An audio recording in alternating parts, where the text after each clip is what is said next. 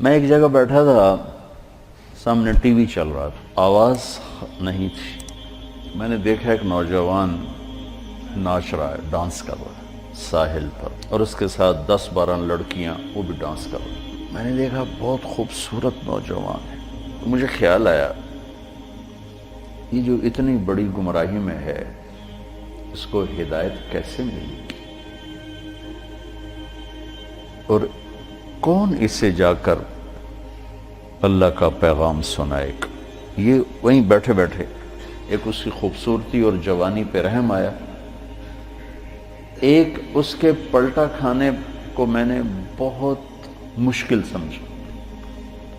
خیال آ کے گزر گیا، میں وہاں سے اٹھ گیا، کچھ دن اس کا نقش میرے دل دماغ پر رہا، پھر محو ہو گیا، مٹ گیا۔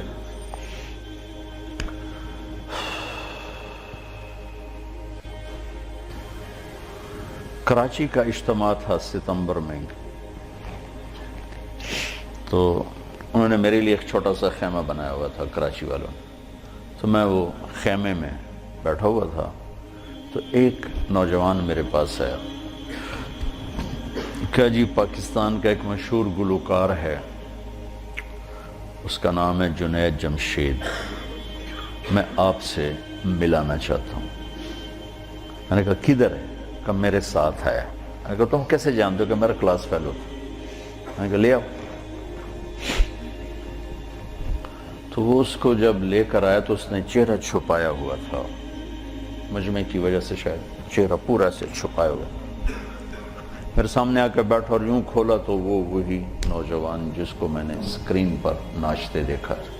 میں نے کہا آپ کا نام؟ کہا جی جنید جمشید۔ میں نے کہا کیا کرتے ہو؟ کہا میرا موسیقی سے تعلق ہے۔ میں نے کہا گاتے ہو یا بجاتے ہو؟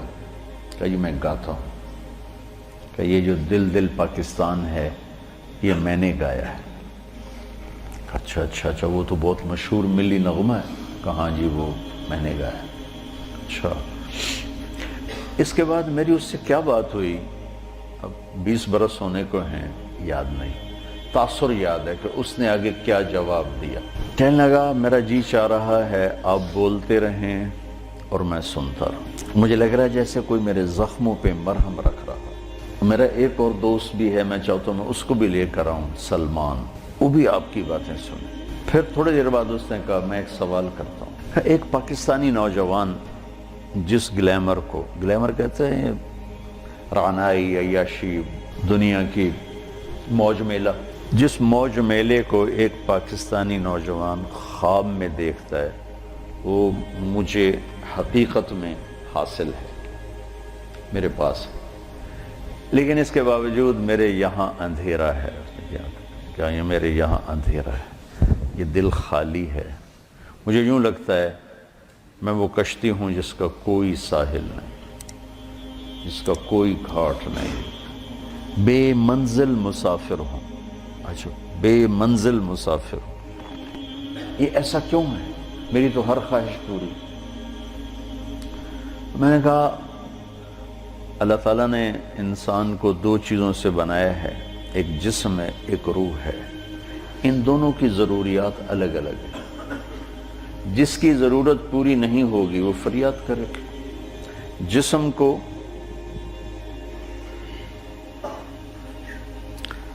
روٹی چاہیے، پانی چاہیے، ضروریات زندگی چاہیے، ان میں سے جو چیز بھی اس کو نہیں ملے گی وہ فریاد کرے۔ روح نہ عورت کو جانتی ہے، نہ روٹی کو جانتی ہے، نہ پانی کو جانتی ہے، نہ موسیقی کو جانتی ہے۔ روح ایک اللہ کا امر ہے جو صرف اللہ کو جانتا ہے، اسے اللہ چاہیے، اسے اللہ کا رسول چاہیے۔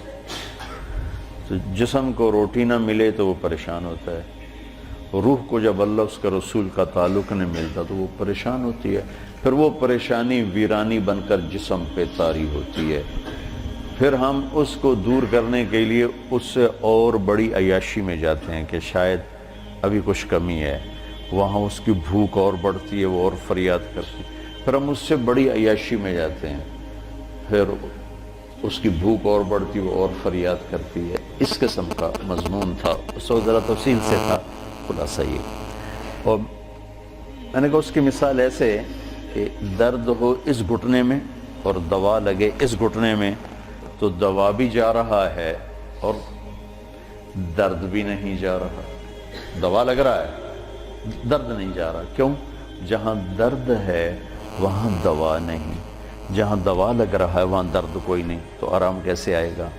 تو یہ بے چینی کرب یہ تو روح میں ہے اور ہم اسے دور کرنا چاہتے ہیں. جسم کی ضرور موسیقی, کھانا پینا, 5 اسٹار ہوٹل, گلیمر, موج میلہ, پروٹوکول, یہ تو سب جسم کی چیزیں. روح کو ان سے کیا سروکار؟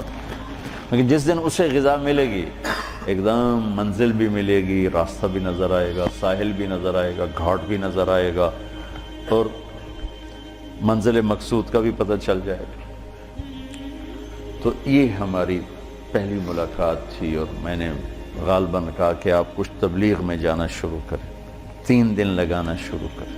کہنے لگا میں کیسے لگاؤں, میں تو گاتا ہوں, ناچتا ہوں, ڈانس کرتا ہوں, تبلیغ کس منہ سے کروں گا؟ کعبہ کس منہ سے جاؤ گے غالب, شرم تم کو مگر نہیں آتی. میں نے کہا یہ تو دوا ہے, تو پہلے دن دوا کھانے سے آرام آتا ہے؟ مسلسل دوا کھاتے کھاتے کھاتے بیماری دبنا شروع ہوتی ہے اور اللہ تعالیٰ اسے ٹھیک کر دیتا ہے. یہ دوا ہے, تم شروع کرو, اس کو سوچو مت کہ میں ناچ رہا ہوں, گا رہا ہوں, چل ٹھیک. کوئی قبولیت کی گھڑی تھی اس نوجوان کی, اس نے 3 دن شروع کر دی. یہ جمشید اس کا کلاس فیلو تھا, یہ اس کو سب سے پہلے سلام دعا, یہ تبلیغ میں لگا تو اس کو اپنے اس کا خیال ہے, اس کو ملنا شروع کیا. پھر ایک جگہ پر آ کر وہ رک گیا, آگے نہیں لے جا پا رہا, تو اللہ نے اس میں مجھے ذریعہ بنایا, مجھے ڈالا.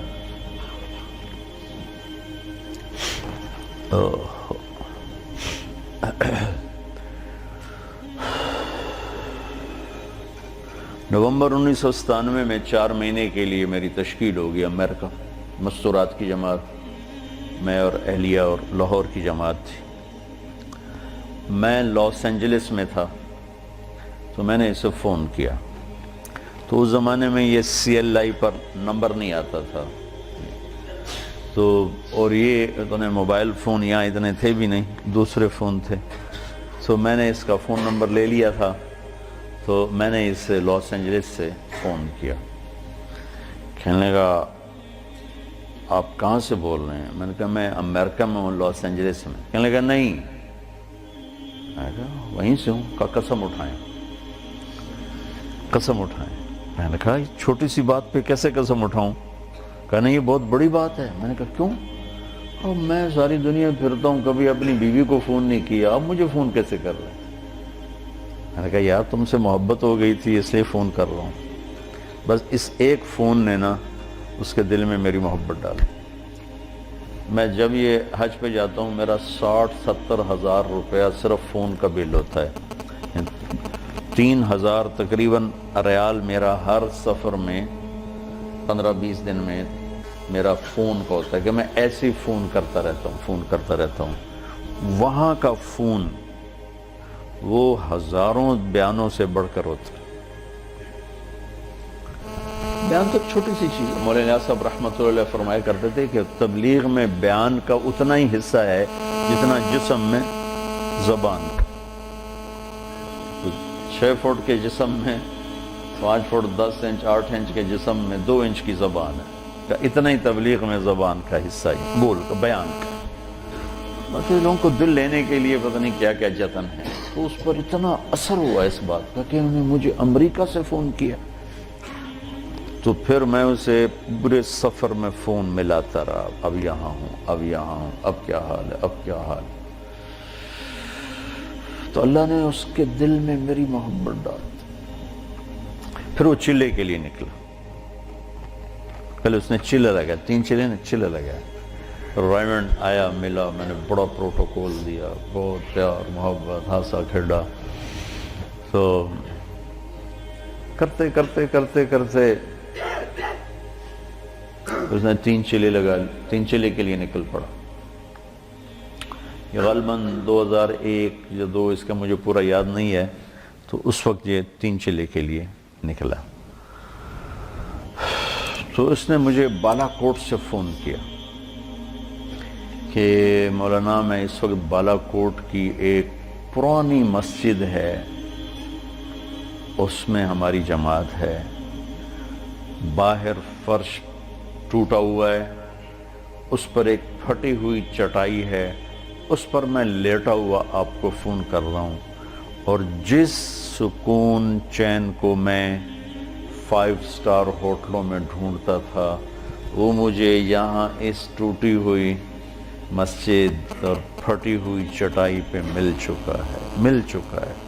مجھے یوں لگ رہا ہے میں ہوا میں اڑ جاؤں گا، بعین ہی اس کے یہ الفاظ تھے۔